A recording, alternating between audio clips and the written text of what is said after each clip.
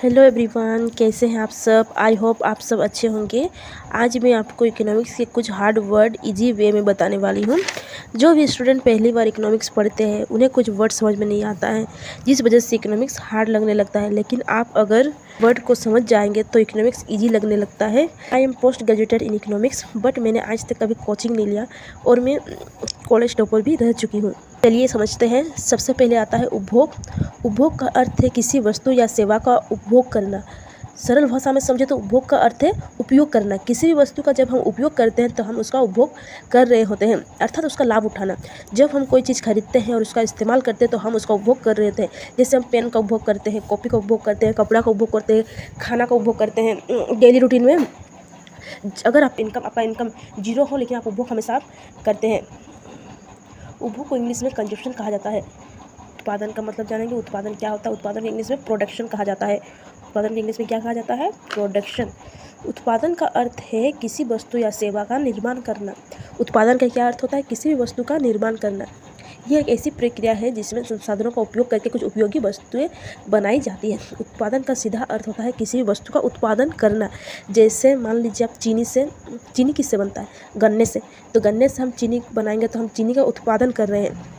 जो मिल वगैरह होता है वहाँ पर चीनी का उत्पादन किया जाता है और वो मिल से चीनी हमारे तक पहुँचता है। इसीलिए बाद में हम पढ़ेंगे प्राथमिक वस्तुएं, मध्यवर्ती वस्तुएं और अंतिम वस्तुएं, उसमें आपको पूरा डिटेल में समझ आ जाएगा। तो उत्पादन का सीधा अर्थ है निर्माण करना। क्या करना? निर्माण करना। उत्पादन का अर्थ है निर्माण करना। अब हम वितरण का मतलब समझेंगे। वितरण को इंग्लिश में कहा जाता है डिस्ट्रीब्यूशन।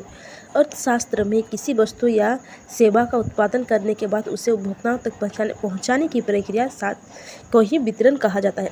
तब हमें उसे अंतिम उपभोक्ताओं तक पहुंचाने की जो प्रक्रिया होती है उसे ही वितरण कहा जाता है। मान लीजिए आप चीनी मिल में चीनी बन गया, अब उसे उपभोक्ताओं तक कैसे पहुँचाए?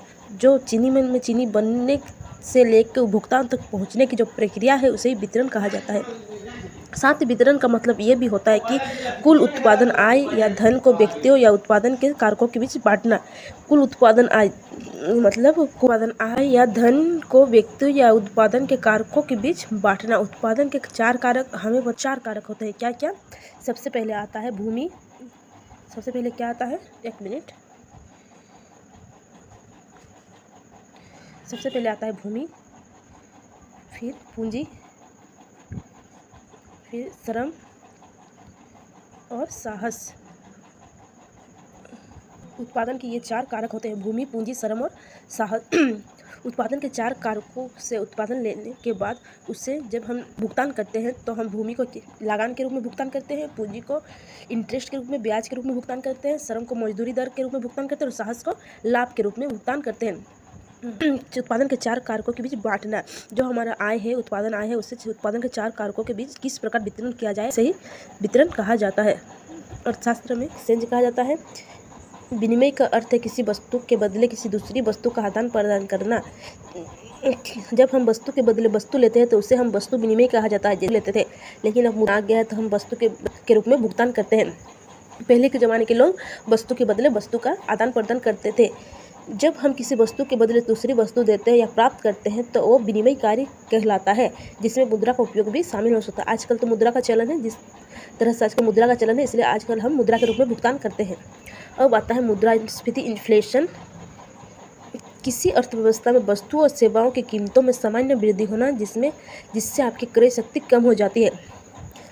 इन्फ्लेशन का अर्थ है वस्तु और सेवाओं की कीमतों में वृद्धि होना जबकि क्रय शक्ति में कमी। जब पहले हम 5 रुपये में एक बिस्कुट खरीदते थे, अब हम 10 रुपये में एक बिस्कुट खरीदते हैं।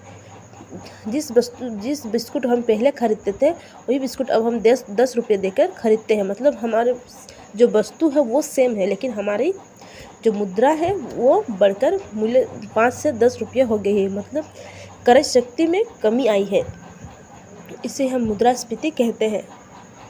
अब आता है मुद्रा अविस्फीति। स्फीति का उल्टा है अविस्फीति, डिफ्लेशन। वस्तु और सेवाओं की कीमतों में एक साधारण गिरावट है जो आमतौर पर अर्थव्यवस्था में धन की आपूर्ति और क्रेडिट में संकुचन से जुड़ी होती है। अविस्फीति का अर्थव्यवस्था के लिए बहुत ही ज़्यादा खतरनाक साबित होती है डिफ्लेशन, लेकिन आरबीआई इसको मेंटेन करके रखता है। आरबीआई इन्फ्लेशन और डिफ्लेशन को मेंटेन करता है क्योंकि ये आरबीआई का काम है। आपको अर्थशास्त्र के कुछ कठिन शब्द समझ आ गए होंगे और अब आपको अर्थशास्त्र हार्ड नहीं लगेगा, अब इजी लगने लगेगा। अगर ये वीडियो आपको पसंद आए तो प्लीज़ लाइक, शेयर और सब्सक्राइब का बटन जरूर दबा दीजिएगा।